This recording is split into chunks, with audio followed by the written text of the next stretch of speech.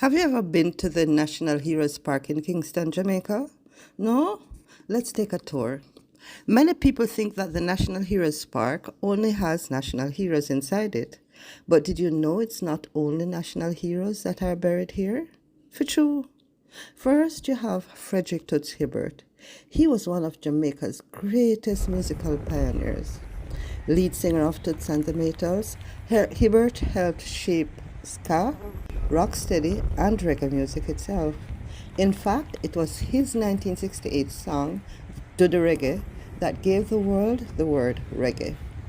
Known for his powerful voice and energetic performances, Toots became one of Jamaica's most internationally recognized musicians and helped carry Jamaican music to people around the world. Dennis Brown, often called the Crown Prince of Reggae, recorded his first song at just 11 years old. He went on to become one of Jamaica's most popular singers. Bob Marley himself said Dennis Brown was his favorite singer. His smooth vocals and conscious lyrics influenced generations of reggae artists both in Jamaica and abroad. Agnes McLaughlin, better known to Jamaicans as Aggie Bernard, is also honored here. Her contribution to Jamaica's labor movement is a big part of our national story. During the labor uprisings of 1938, Aggie used what little money she had to buy food for striking workers and their families. Her support for the labor movement during one of Jamaica's most difficult periods helped to transform workers' rights and political representation in Jamaica. Also buried here you have Randolph Ran Williams. He is one of Jamaica's best loved entertainers and cultural figures. As an actor, comedian, broadcaster, and folklorist, Ran became a household name through radio, television, theater, and Jamaica's annual pantomime productions. For decades, he helped preserve and popularize Jamaican folklore, humor, and storytelling traditions, bringing Jamaican culture into homes across the island. Near to him, you'll find Louise Bennett Coverley, Miss Lou, and if you don't know Miss Lou, you need to go all a backseat. Affectionately known to Jamaicans simply as she was a well-known performer, folklorist, educator, and cultural icon. Miss Lou spent her life proving that Jamaican patois was not just broken English, but a language worthy of respect, literature, and celebration.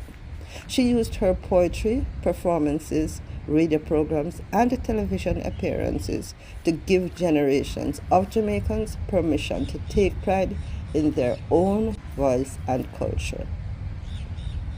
Also honored here is Bishop Mallica, Kapo Reynolds. He is one of Jamaica's most celebrated self-taught artists. He was a revivalist bishop and spiritual leader. Kapo created paintings and sculptures inspired by his religious visions and experiences. His work combined African, Christian, and Jamaican spiritual tradition. The last person you'll find in this section is Kenneth George Hill. Better known as Ken Hill, he was a journalist, trade unionist, politician, and labor activist. Hill played a significant role in Jamaica's early labor movement during the turbulent years leading up to constitutional reform and self-government. He worked alongside some of the major political and labor figures of his generation and helped lay part of the foundation upon which Jamaica's modern labor movement and political systems were built. Hugh Shearer is also commemorated here. He rose through the trade union movement alongside Alexander Bustamante. He began his career as a journalist before moving into labor activism and politics. Shearer eventually became prime minister in the late 1960s, leading the country through a period marked by industrial growth, political tension, and the ongoing shaping of post-independence Jamaica. His journey reflects the close connection between Jamaica's labor movement and its early political leadership. Donald Sangster has his own monument here as well. He became Jamaica's second Prime Minister in 1967, stepping into the role after many years as Alexander Bustamante's deputy. Sangster was deeply involved in the political transition from colonial rule into independence. The Honorable Michael Manley also has a monument in this area. The son of a national hero, Norman Washington Manley, he carried forward a political legacy already deeply rooted in Jamaica's independence story. Michael Manley served 2 terms as Prime Minister and became one of the most influential political leaders in modern Jamaican history. His leadership focused heavily on social reform, including improvements in education, housing, and workers' rights. Supporters called him Joshua, seeing him as a leader guiding the country towards greater social equality and national self-confidence. Edward Seaga is remembered in this same area, but in a different way. Unlike the others, he does not have a full monument. Instead, his name is marked on a simple slab in the ground. Seaga, who was born in Boston, Massachusetts, but raised in Jamaica, went on to become one of the country's most influential political figures. He served as Prime Minister in the 1980s and played a major role in shaping Jamaica's economic direction during a time of global change and local challenges. Walking into the park, you will see a plaque that marks the entrance.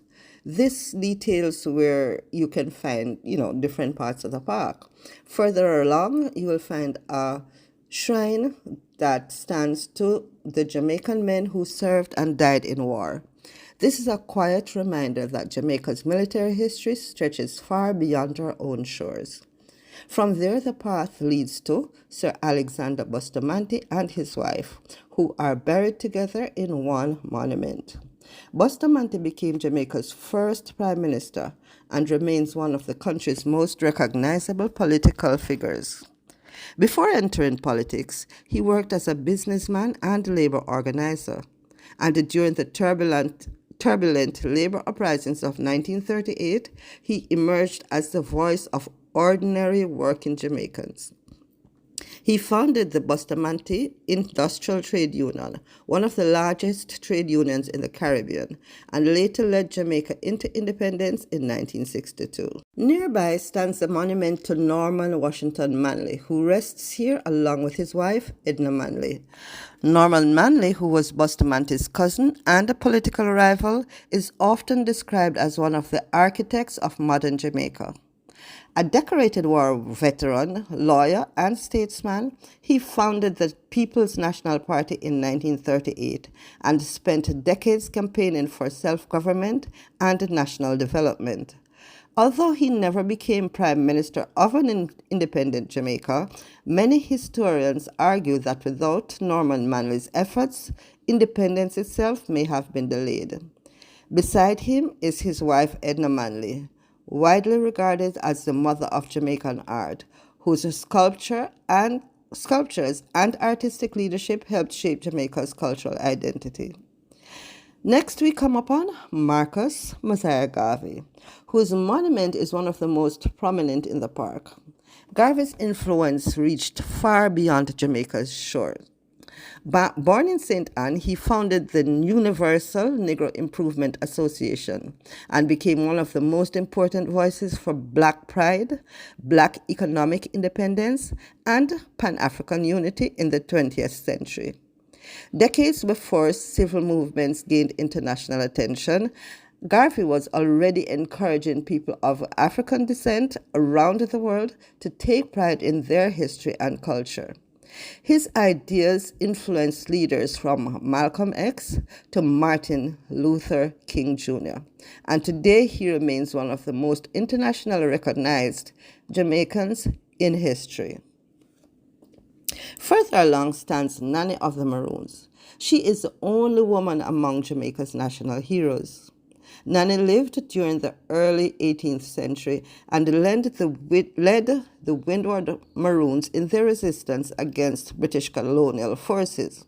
According to both historical records and oral tradition, she was a brilliant military strategist who used the mountainous terrain of eastern Jamaica to wage a successful guerrilla campaign against the British.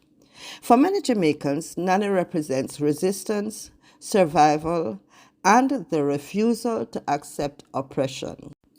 Here we visit the shared monument of George William Gordon and Paul Bogle, two men whose lives became forever linked during the Maran Bay Rebellion of 1865.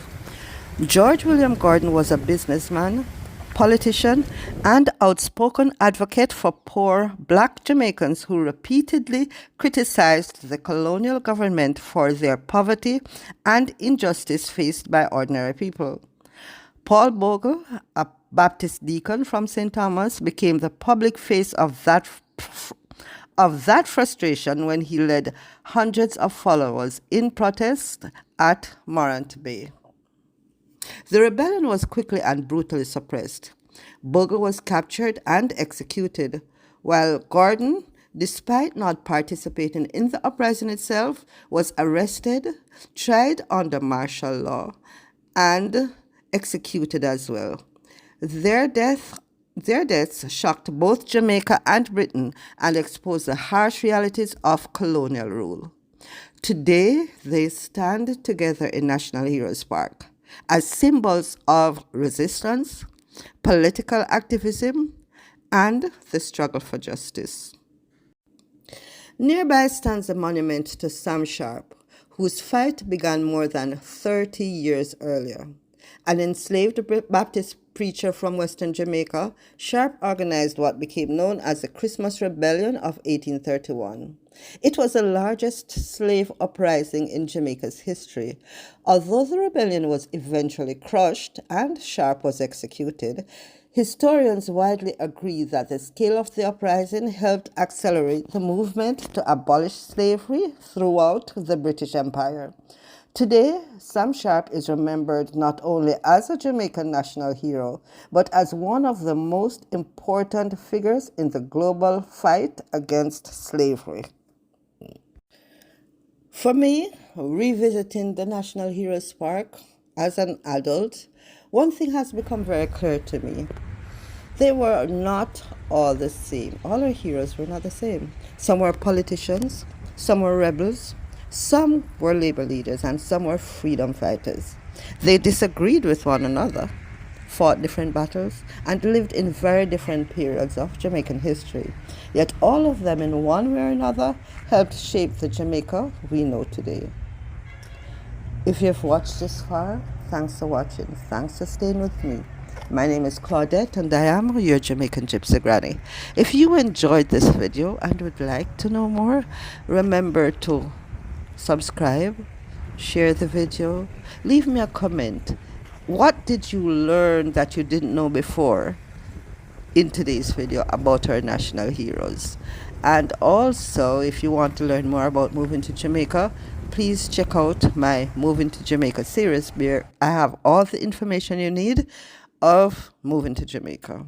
Thanks for watching.